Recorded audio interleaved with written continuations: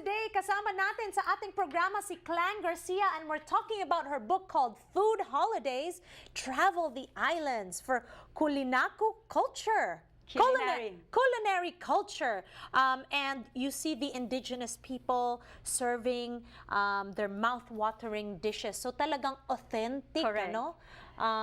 Because they only cook on what's available on their area. So for me, that's a pre-colonial cuisine. Kasi meron na tayong evolution of Philippine cuisine shaped by trading with Chinese under the colony of Spain and America. So that one I consider it as a pre-colonial cuisine. Kasi that one was made by our indigenous people. And those tribes from Mindanao were never colonized by Spain. So they're able to preserve the integrity of their cultural identity, and so as their way of cooking. So when I went to Davao, I went to Mount Apo to meet with them and ask what are your traditional dishes. And I was blown away how they prepared it. Kasi yung dishes nila, they cooked it in a bamboo using organic chicken, coconut milk, turmeric, and lemongrass. And those are healing food, and there's like an explosion of flavor. So I said, what are we doing? This is our Philippine cuisine. This is what we have to promote. Hindi yung mga instant. Yun yung sa akin. Hindi and that's slow food, wood fire, ano pa yan. Oo nga. So it's a really gastronomic experience, right? Yeah, but for them it's very normal. Can you imagine if you put that out in the heart of America, how you prepare that kind of cuisine? I think that's going to be a big thing. Right. No, absolutely. As we know, there is a Filipino food movement that is happening here in America. The second generation, third generation Filipinos are really looking for what it means to be Filipino through the food, right? And so I highly encourage our mga kababayans to participate in this food tour that Clang is putting together, and it's happening in a very opportune time, October. Alam mo naman ang October is Filipino-American History Month, so it's a perfect time to go back. I know it's only 8 days. Yes. Diba? But before that, where can people get a copy of your book? Actually, this one is available at Philippine Expressions Bookshop. They can email linda@philbooks.us, but we're also soon be selling it on Amazon.com. Okay, so I encourage you, if you are interested to, taste the foods of the Philippines, get this book because it's comprehensive, diba? Lahat ng region ng Pilipinas, she was able to tackle, and there are beautiful photos inside, and it's itinerary based. Correct. So even if you're not able to, commit to the 8 days, maybe you can take a trip and do it by sections, yes, no? Yes.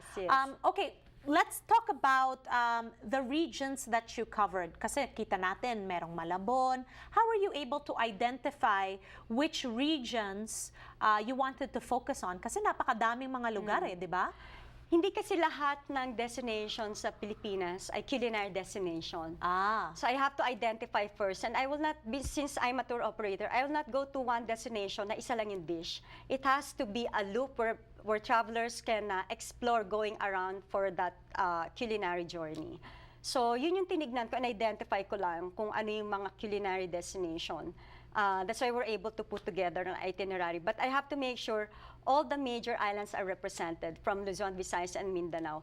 And the book is categorized into 3 sections. So culinary day tours from Manila, overnight food trip, and 3 delicious days. So naka-itinerary na siya, may mga contact details. All they have to do is follow the trail. Yes, high five! You made it so easy for us, Clang. Thank you. All right, so for people that are interested, like me, I'm very interested to go on this culinary tour. It's 8 days happening in October, rather. Yes. Can you share with us details? How can people inquire, participate? Yes. What is it going to take to be part of this? Okay, so I want to invite everyone to join us for a Dream Food Holidays of the Philippines, because this one is not just any ordinary trip, because we are going to cover 700 years of history of the evolution of Philippine cuisine. So this is going to be a curated culinary culture, and I will personally guide everyone.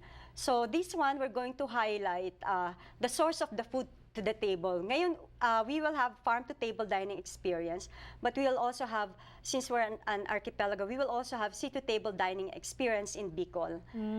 Kasi dito we will experience sea urchin harvesting, sea grapes harvesting. Sarap! And then we empower local communities to prepare their traditional coastal cuisine. So we will have a fantastic lunch on board a floating bamboo raft in the middle of Azure Sea.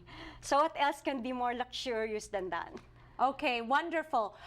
For Kababayan Today viewers, if you're interested, make sure to email Clang Garcia and mention that you watch this on Kababayan Today so you can get a discount, okay? The discount code will be Kababayan Today. Where can they email you? Please email us at eatyourhistory@foodholidays.ph. Ayan ha, Eat Your History at Food Holidays, which is the name of her book. .ph. .ph for Philippines. Clang, maraming salamat Thank for you so much, taking the G. time to come here. I'm Yes. so excited. Thank you. It's such a wonderful channel to share more of our rich culinary treasures. All right, maraming salamat. Ipagpatuloy po natin ang ating pinag-uusapan tungkol sa ating pagkain. When we return, kasama natin ang filmmaker of the new Filipino food documentary called Ulam. Don't go away, we'll be right back.